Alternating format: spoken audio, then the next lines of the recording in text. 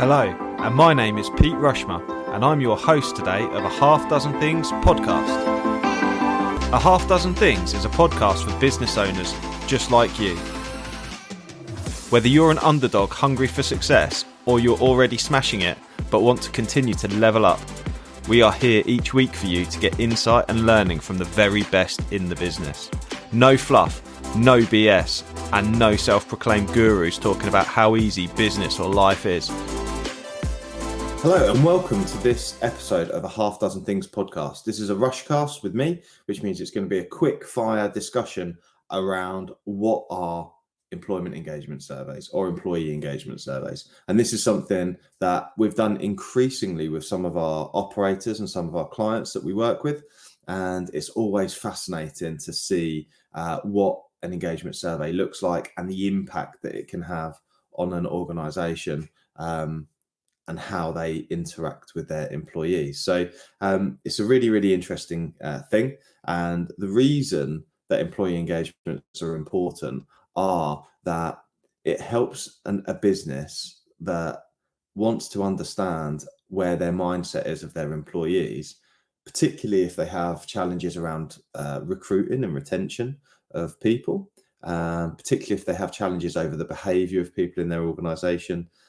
They might have high levels of accident rates. They might have high incident rates. They might have lots of conflict occurring in their organization, or they may not. They may not have those things, but they just want to take a temperature check of the feeling of employees in there and team workers in their business.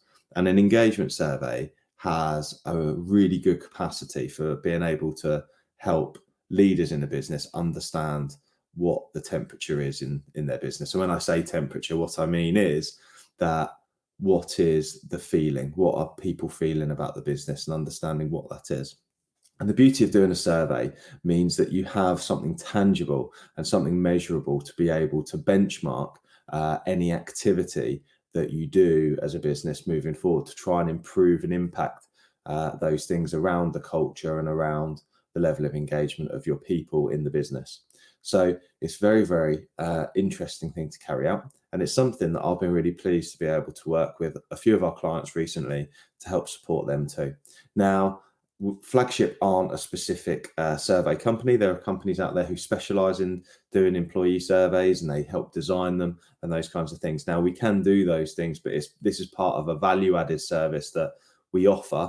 And the reason we offer it is it helps us support any leadership training, noticing any training requirements or potentially any consultancy requirements around vision and values and supporting a business with their overall leadership, as well as our leadership and executive coaching as well. Because it's quite important for me to realize where a business is and where it wants to be, and we can help bridge that gap between the current outcome and the future desired outcome or the future desired condition. So if you have any of those things, this may be worth listening to you. If you've got issues with staff with or team members with bad attitude, conflict in the business at all, anywhere, poor behavior, poor retention rate, and you want to start to focus on those things, and if it's something you've never looked at previously, this is potentially a focus area for you, because generally speaking, where there's investment in ongoing engagement, then it makes a massive impact on the bottom line in a business. We often see 10 times improvement on profitability based on the back of focusing on employee engagement, because productivity massively improves as well. So what are the things that we ask in an employee engagement survey? So one of the things that we will use is something called a Google form. So it's a free survey. It's something that we can help you create. We can help create questions and we can feed it out to team members and they complete it anonymously. So it's really important for me that engagement surveys are anonymous and anonymized, because it means that we get genuine, honest feedback from people. And there's lots of free tools available now, Microsoft Forms, Google Forms, that enable you to do it on a cheap and effective basis. There are other ways. Obviously, you can invest in survey companies that can do this for you, but obviously there's a consultancy fee for those. But like I say, we tend to work with Google Forms and Microsoft Forms, and they are fantastic tools for us to be able to create whatever it is that we're looking to do, and then we can create reporting off the back of that. We can see what individuals have scored, but we can't see who they were. And we can ask questions. So some of the questions that we might ask typically is, I know what is expected of me at work on a 1 to 10 scale, 1 being completely disagree and 10 being completely agree. So I know what is expected of me at work is a great question for us to understand if people really understand what the expectations and their roles and responsibilities are. So it's a really great starting point to ask questions like that. Hi, it's Pete from Flagship Partners. We're proud to sponsor a Half Dozen Things podcast. Flagship Partners help their clients become safer, greener, and greater through a range of consultancy and training services. We offer audits through to risk assessments, contracts through to support with managing your culture, all the way from mandatory training through to management training as well. So if you need any support, please do get in touch with Flagship Partners today. And there's lots of other questions we can ask too. We often suggest somewhere between 10 and 20 questions on an engagement survey. One of the others we tend to use is, I have the materials and equipment to do my work right. So having the right tools and equipment is important. So those are a big impact on employee engagement. If employees don't feel like they've got the tools they need to do the job, then that could, that reflects on the level of investment in the business. And do they feel like they've got the right type of things they need to do their job? Another question. So typically I'm just having a look at one of our recent surveys. In the last 7 days, I've received recognition or praise for doing good work. So it's important that people feel recognised for doing good work. My supervisor or someone at work cares about me as a person is a great question. And one of the others that we often look at, there's a range of these, having the opportunity to learn and grow is another one. And we tend to scale these 1 to 10 from completely disagree to completely agree. And then we can start to get average scores. So a great one is, I would recommend this company as a great place to work to my friends and family, which is like a net promoter type question. So would people recommend to come and work in this business to their friends and family? And what's the score on 1 to 10?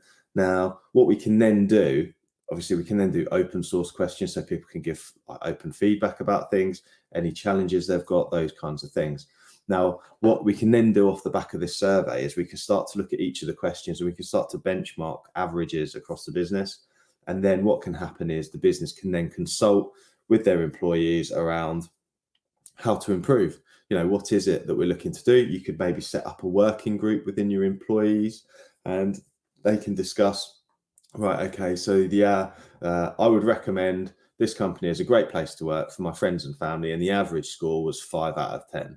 Well, 5 out of 10 is okay, but we'd love to be 10 out of 10. I would suggest setting something maybe more achievable for the coming 12 months. Maybe let's edge 5 out of 10 up to 7 out of 10 as a good starting point for year 1. And then you can always repeat this survey in the coming years to ensure that it's an ongoing process to continuously improve the engagement within your business. So one of the questions would be, and I would suggest if you were to do a 10 to 20 question survey, I wouldn't focus on all the questions. I'd maybe focus on 2 or 3 that are going to have big impact this year, because what will often happen is actually inadvertently you'll help promote and improve the other questions at the same time, because we're proactively working around improving engagement. And what will happen is, generally speaking, the whole process starts to improve over time. So recommending the company is a great place to work, somewhere that you'd recommend to friends and family. If you wanted to edge that from a 5 out of 10 to a 7 out of 10, what are the things we can do to help promote that? So one of the things I'd suggest is starting to create working groups with your team members, and they start to suggest ideas around what the company can do. Now, some of those ideas will be helpful and some may be unhelpful, but at the same time, when people feel heard, when people feel understood, then they do their best work. And this gives us an opportunity to highlight potential training opportunities. It highlights potential development opportunities for the business. It means that, a lot of businesses, when they want to improve things, they just tend to go to a pay rise, or they tend to go to, let's take everyone out for a Christmas party. And there's not a calculated, measured approach to help support their people in their business. So doing this survey helps to do that, and it helps to create action that is measured and focused towards outcomes, which are really, really important. And you never know what you're going to learn, right? So you might think that you have a challenge and actually this survey comes back great, but at the same time, you might think that you're top place to work, and actually the feedback you get is going to be quite disappointing potentially. But it's important to take that emotion out of it and actually realize that it's about the actions that you're going to take as an organization moving forward, and it's about the development you're going to do with your people, the leaders and the managers in your business, because what then happens is they'll have a tool to be able to understand the temperature in their teams, and they'll be able to help improve their leadership based on the feedback they're getting, particularly from their teams. Because this is the other thing, is we could do this survey across the business, but we can also do it within individual teams as well. So managers get feedback, line managers get feedback about their specific teams too. So anyway, I hope that's been a helpful insight into employee engagement surveys. And if you're interested, do give me a shout. This is something that we work with people on a regular basis, and I find it fascinating. I really enjoy working with people on it. And if you're interested, do get in touch, because I would love to support your business improve their engagement. I really hope you loved today's episode, and if you did, please make sure you subscribe and listen out for future episodes too. Please do share it across your social media channels. We hope to reach more and help more people. If you want to find out more about me, my name's Pete Rushmer. You'll find me across any social media channel, and my business, Flagship Partners, and we're your partners in success across your business. Thank you. See you again soon.